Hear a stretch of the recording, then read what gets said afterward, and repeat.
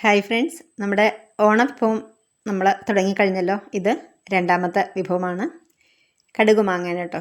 നല്ല കിടിലൻ ടേസ്റ്റിൽ ഞാൻ എങ്ങനെയാണത് ചെയ്തെടുത്തതെന്ന് നമുക്ക് നോക്കാം. അപ്പം ഞാൻ ഇത്ര മാങ്ങ 1/2 കിലോ മാങ്ങയുണ്ട്. ഇത് നന്നായിട്ട് കഴുകി വൃത്തിയായിട്ട് അരിഞ്ഞെടുത്തിട്ടുണ്ട്.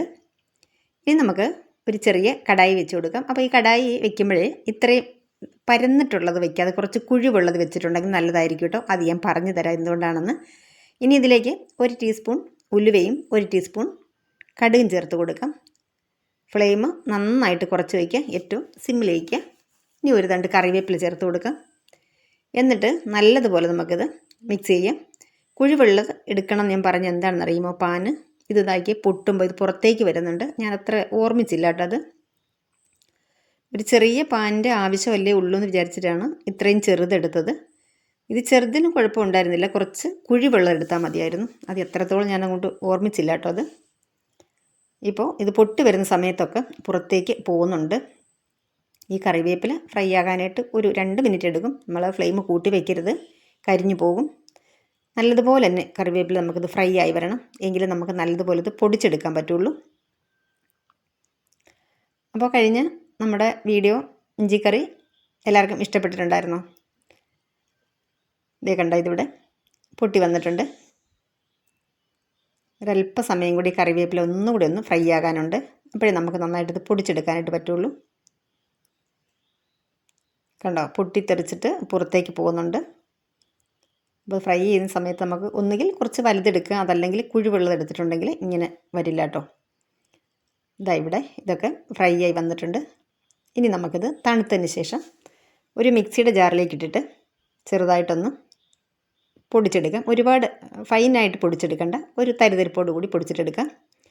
ഇനി നമുക്കൊരു കടായി വെച്ചിട്ട് ഇതിലേക്ക് ഞാനൊരു 1/4 കപ്പോളം എടുത്തിട്ടുണ്ട്. 1/4 കപ്പിന് താഴെ എടുത്തിട്ടുള്ളൂ സൺഫ്ലവർ ഓയിൽ. പിന്നെ ഇത് മാങ്ങ നമ്മൾ കട്ട് ചെയ്തെടുത്തത്, ഇതിലേക്ക് കുറച്ച് ഉപ്പും അതുപോലെ തന്നെ കായപ്പൊടിയും ചേർത്ത് കൊടുത്തിട്ടുണ്ട്. ഞാൻ അച്ചാറൊക്കെ ഇടുന്ന സമയത്ത് കുറച്ച് ഓയിൽ അധികമാണ് എടുക്കാറുള്ളത് കേട്ടോ. സാധാരണ ഞാൻ എള്ളെണ്ണയാണ് എടുക്കുന്നത്. ഇതിപ്പോൾ ഞാൻ സൺഫ്ലവർ ഓയിലാണ് എടുത്തിട്ടുള്ളത്. എള്ളെണ്ണയാണെങ്കിൽ ഏറ്റവും നല്ലതാണ്, നമുക്ക് ആരോഗ്യപരമായി നല്ലതാണ്. അതുപോലെ തന്നെ കേടാകാതെ കുറേ നാളിരിക്കും. ഞാനിപ്പോൾ എടുത്തിട്ടുള്ളത് ഇതാണ്, സൺഫ്ലവർ ഓയിൽ. ഇനി ഇതിലേക്ക് കടുക് ചേർത്ത് കൊടുക്കാം. ഇനി കടുക് പൊട്ടി വരുന്ന സമയത്ത് ഒരു 2-3 വറ്റൽമുളകും അതുപോലെ കുറച്ച് കറിവേപ്പിലയും ചേർത്ത് കൊടുക്കാം. എന്നിട്ട് നമുക്ക് നല്ലതുപോലെ മിക്സ് ചെയ്യാം. ഓയിൽ കുറച്ചധികം ചേർക്കുമ്പോൾ തന്നെ നമ്മുടെ അച്ചാർ കുറച്ച് നാൾ കേടാകാതിരിക്കും. ഞാൻ അച്ചാറിലാണെങ്കിലും ഓയിലാണെങ്കിലും ഇഞ്ചിക്കറിയിൽ നല്ലതുപോലെ ഞാൻ ഓയിൽ ചേർത്തിട്ടുണ്ട്. ഇഞ്ചിക്കറി ചെയ്ത് വെളിച്ചെണ്ണയിലാണ്. ഇനി നമുക്കിതിലേക്ക് ഒരു വലിയ 2 കുടം വെളുത്തുള്ളി പൊളിച്ചെടുത്ത്, ഇത് വലിയ അല്ലി ആയതുകൊണ്ട് കട്ട് ചെയ്തെടുത്തിട്ടുണ്ട്, അതങ്ങ് ചേർത്ത് കൊടുക്കും. നല്ലതുപോലെ ഇതൊന്ന് ഒരുപാട് ബ്രൗൺ കളറാകണ്ട, എങ്കിലും ഒന്ന് ഫ്രൈ ആയി വരട്ടെ. വെളുത്തുള്ളി ഒന്ന് വെന്ത് വരണം, അത്രയേ ഉള്ളൂ. അപ്പോൾ ഞാൻ കഴിഞ്ഞ വീഡിയോയിൽ പറഞ്ഞിട്ടുണ്ടായിരുന്നു, നമ്മൾ ഈ ഇഞ്ചിക്കറിയിലൊക്കെ അധികം വരുന്ന ഓയിലുണ്ടല്ലോ, അത് എടുത്ത് വെച്ചിട്ട് നമ്മൾ ഇഞ്ചിക്കറി സാധാരണ ഞാൻ ചെയ്യുന്ന ഒരു ചെറിയ ബോട്ടിലേക്ക് എടുക്കും കേട്ടോ. എല്ലാം കൂടെ പുറത്തെടുത്ത് വെക്കാറില്ല.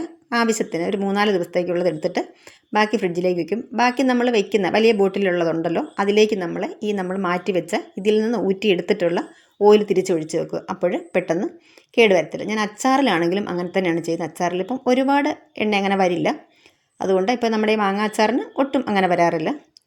ഇനി നമ്മളിതിലേക്ക് നമ്മുടെ വെളുത്തുള്ളി ഇവിടെ ഫ്രൈ ആയി വന്നിട്ടുണ്ട്. ഇതിലേക്ക് നമുക്ക് മഞ്ഞൾപ്പൊടി ചേർത്ത് കൊടുക്കാം. ഒരു 1/2 ടീസ്പൂൺ മഞ്ഞൾപ്പൊടി ചേർത്ത് കൊടുത്തു. പിന്നെ ഒരു 3 ടേബിൾ സ്പൂൺ മുളക് പൊടിയാണ് ചേർത്ത് കൊടുത്തത്. കാശ്മീരി മുളക് പൊടിയാണ് കേട്ടോ ചേർത്ത് കൊടുത്തിട്ടുള്ളത്. ഇതോട് ചേർത്ത് നമുക്ക് നല്ലതുപോലെ തന്നെ മിക്സ് ചെയ്തെടുക്കാം. ഞാൻ ഇഞ്ചിക്കറിയും അതുപോലെ തന്നെ ഈ കടുകുമാങ്ങയും നല്ല എരിവിലാണ് കേട്ടോ ചെയ്യുന്നത്. എരിവ് നിങ്ങൾക്ക് ഇത്രയും വേണ്ടെന്നുണ്ടെങ്കിൽ കുറച്ചെടുക്കാം. പിന്നെ കാശ്മീരി മുളക് ആയതുകൊണ്ട് തന്നെ കുറച്ച് അത്ര എരിവുണ്ടാവില്ലല്ലോ, നല്ല കളറും കിട്ടും നമുക്ക്. പിന്നെ അതുപോലെ തന്നെ ഞാൻ കടുകുമാങ്ങയിൽ പച്ചമുളക് ചേർക്കാറില്ല. പച്ചമുളകും ഇഞ്ചിയും ഞാൻ ചേർക്കാറില്ല കേട്ടോ. ചേർക്കുമായിരുന്നു ആദ്യമൊക്കെ പച്ചമുളക്. ഇപ്പം അങ്ങനെ ഞാൻ പച്ചമുളക് ചേർക്കുന്നതുകൊണ്ട് എനിക്ക് അത്ര താല്പര്യം ഇപ്പം തോന്നാറില്ല, അതുകൊണ്ട് ചേർക്കാറില്ല. നമ്മൾ മാങ്ങയിൽ കായപ്പൊടി മിക്സ് ചെയ്ത് വെച്ചാണെങ്കിലും കുറച്ചുകൂടി ഞാൻ ഈ അരപ്പിലേക്ക് ചേർത്ത് കൊടുക്കുന്നുണ്ട്. ഇപ്പോൾ ഏറ്റവും ലോയിലാണ്, സിമ്മിലാണ് ഞാൻ ഫ്ലെയിം വെച്ചിട്ടുള്ളത്. ഇതിവിടെ അരപ്പൊക്കെ നല്ലതുപോലെ നമ്മുടെ മുളക് പൊടിയുടെ പച്ചമണമൊക്കെ മാറി നല്ലതുപോലെ ഓയിൽ കിടന്നിട്ട് ഫ്രൈ ആയി വന്നിട്ടുണ്ട്. ഇതിലേക്ക് നമ്മൾ മിക്സ് ചെയ്ത് വെച്ച മാങ്ങ ചേർത്ത് കൊടുക്കാം. ഈ മാങ്ങയ്ക്ക് പുളിപ്പുണ്ടാകുമെന്ന് എനിക്ക് നല്ല പേടിയുണ്ടായിരുന്നു കേട്ടോ. നല്ല പുളിപ്പുണ്ട്, നല്ല മാങ്ങയാണ് കേട്ടോ. ഇപ്പോൾ ഇങ്ങനത്തെ കിട്ടുന്നില്ല ഈ സീസണിൽ, ഇത് കിട്ടാനായിട്ട് ബുദ്ധിമുട്ടാണ്. എന്താ വെച്ചാൽ പഴുത്ത് ആയാലും മാങ്ങ പഴുക്കുന്ന സമയമായാലും ഇനി ചിലപ്പോൾ ഈ ഓണം പ്രമാണിച്ചൊക്കെ വന്നാലേ ഉള്ളൂ ഇതെന്തോ നല്ലത് കിട്ടി കേട്ടോ. അപ്പോൾ എന്തായാലും നമുക്ക് നല്ലതുപോലെ ഇത് മിക്സ് ചെയ്ത് കൊടുക്കാം. നല്ല ടേസ്റ്റായിരുന്നു കേട്ടോ. കടുകൊക്കെ പൊടിച്ച് ചേർത്ത്, കടുകും കറിവേപ്പിലയും നമ്മൾ പൊടിച്ച് ചേർത്തില്ലേ, അതുകൊണ്ട് തന്നെ നല്ല കിഡിലൻ ടേസ്റ്റാണ്. ഇങ്ങനെയാണോ നിങ്ങൾ കടുക് മാങ്ങ ഇടുന്നത് പറയാൻ കേട്ടോ കമൻറ്റിൽ. ഇത് നമ്മൾ പൊടിച്ച് വെച്ചിട്ടുള്ള കൂട്ടുണ്ടല്ലോ, കടുക്, ഉലുവ, കറിവേപ്പില ഇതിലേക്ക് ചേർത്ത് കൊടുക്കാം. ഞാനത് ഫുള്ളായിട്ട് എടുത്തിട്ടില്ല, നമ്മൾ കുറച്ച് ചേർത്തിട്ട് നമുക്ക് നോക്കാം. ഓവറായിട്ടുണ്ടെങ്കിൽ ഒരു കയ്പ്പ് രസം വരും, ഉലുവയും കടുകും ഒക്കെ അല്ലേ. നമുക്ക് നോക്കാം, ടേസ്റ്റ് നോക്കിയിട്ട് പോരെങ്കിൽ നമുക്ക് ചേർത്ത് കൊടുക്കാം. അപ്പോൾ ഇതിൽ ഞാൻ വേറെ ഒന്നും നേരത്തെ പറഞ്ഞതുപോലെ ഇഞ്ചി, പച്ചമുളക്, വിനാഗിരി അല്ലെങ്കിൽ ഞാൻ കടുകുമാങ്ങയിൽ അങ്ങനെ ചേർക്കാറില്ല കേട്ടോ. ചേർക്കുന്നവരുണ്ടെന്ന് തോന്നുന്നു അല്ലേ, ഞാൻ അങ്ങനെ ചേർക്കാറില്ല. അല്ലെങ്കിൽ തന്നെ ഫ്രിഡ്ജിൽ കുറച്ച് ഓയിൽ കൂടുതൽ വെച്ചിട്ട് അധിക ദിവസം നമ്മൾ വെക്കുന്നുണ്ടെങ്കിൽ ഫ്രിഡ്ജിൽ അങ്ങ് വെക്കും ഞാൻ കേട്ടോ. അപ്പം കേടാകത്തില്ല. എനിക്ക് എത്ര മാസങ്ങളിരുന്നാലും വർഷങ്ങളാണ് അങ്ങനെ മാങ്ങ വയ്ക്കാറില്ല, ഞാൻ കേട് വരാറില്ല കേട്ടോ. ഞാൻ മെയിനായിട്ട് ഇതാണ് ഓയിൽ. ഇനി നമുക്കിതിൽ ഓയിൽ കുറവാണ്, കുറച്ചധികം ഞാൻ ഉണ്ടാക്കി വെച്ചിട്ടുണ്ടെങ്കിൽ ഞാൻ കുറച്ച് എള്ളെണ്ണ എടുത്തിട്ട് ചൂടാക്കിയിട്ട് അതിൻ്റെ മുകളിലേക്ക് എള്ളെണ്ണ തണുത്തതിന് ശേഷം ചൂടാക്കി തണുത്തതിന് ശേഷം മുകളിലേക്ക് ഒഴിച്ച് വയ്ക്കും. എത്ര നാൾ വേണമെങ്കിലും ഇരിക്കും. പക്ഷേ നമ്മുടെ മാങ്ങ ഒരുപാട് നാളങ്ങോട്ട് ഇരുന്നാൽ അത്ര ടേസ്റ്റായിട്ട് എനിക്ക് തോന്നിയിട്ടില്ല. അതായത് ഒരു മാസമൊക്കെ കഴിയുമ്പോൾ തന്നെ അത്ര സുഖം ഉണ്ടാവില്ല. അതുപോലെ തന്നെയാണ് എനിക്ക് ഇഞ്ചിക്കറി ഒരു 2 ദിവസം കഴിയുമ്പോൾ എനിക്ക് അതിൻ്റെ ടേസ്റ്റ് ഒട്ടും ഇഷ്ടപ്പെടാറില്ല കേട്ടോ. അതിന് മുമ്പ് ഞാൻ കഴിക്കുന്നതേ ഉള്ളൂ. അത് കഴിഞ്ഞ് ആ ഒരു ടേസ്റ്റ് എനിക്ക് കിട്ടാറില്ല. അപ്പോൾ ഞാനൊരു കഷ്ണം എടുത്തിട്ട് ഉപ്പ് നോക്കി, അടിപൊളിയായിട്ടുണ്ട് കേട്ടോ. ഉപ്പും പുളിയും ഒക്കെ നല്ല പാകത്തിനുണ്ട്, എരിവും ഒക്കെ പാകത്തിനാണ്. അപ്പം നല്ല കിടുക്കാച്ചി കടുകുമാങ്ങയാണ് കേട്ടോ. നമുക്ക് സദ്യയിൽ വിളമ്പാനായിട്ടും നമുക്ക് ചോറിൻ്റെ കൂടെ കഞ്ഞിയുടെ കൂടെ ഒക്കെ കൂട്ടി കഴിക്കാനായിട്ടും സൂപ്പറാണ് കേട്ടോ. അപ്പം നമ്മുടെ വീഡിയോ കണ്ടുകൊണ്ടിരിക്കുന്ന എൻ്റെ പ്രിയപ്പെട്ട എല്ലാവർക്കും ഒരുപാട് സ്നേഹം, ഒരുപാട് സന്തോഷം ഒക്കെ ഞാൻ അറിയിക്കുകയാണ്. വീണ്ടും നിങ്ങളുടെ സ്നേഹപൂർണ്ണമുള്ള കമൻറ്റ് കാണാൻ വേണ്ടി ഞാൻ കാത്തിരിക്കുകയാണ്.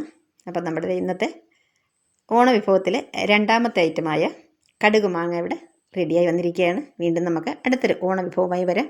താങ്ക്